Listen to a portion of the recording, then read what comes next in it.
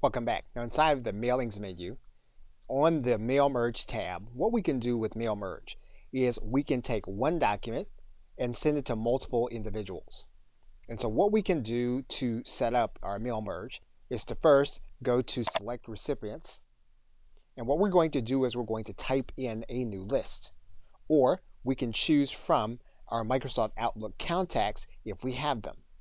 With each new entry, we're going to click the New Entry button, and then we'll write in the pertinent information in our new address list. And once we have our list inside of our dialog, we can then click OK. We'll save the information to our list database, and then what we're going to do is we're going to go start the Mail Merge. Now what we can do to start the Mail Merge is we can go through the step-by-step wizard. And you'll see it in the right side menu.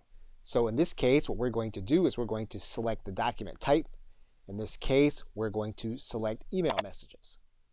What we're going to do then is we're going to click Next for starting document. We're going to select the current document as our starting document. We're then going to go to Select Recipients. Mail Merge is going to ask you to either select an existing list or to type a new list. So we are going to select an existing list. So we're going to grab our list. We're then going to click Open.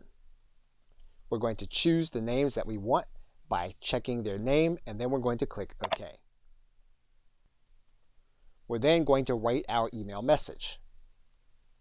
Once we've done that, we'll then click Next. Once we preview our email message, we'll then click Next, and we are then ready to produce our emails. Okay, so with that, thanks, and I will see you in another video.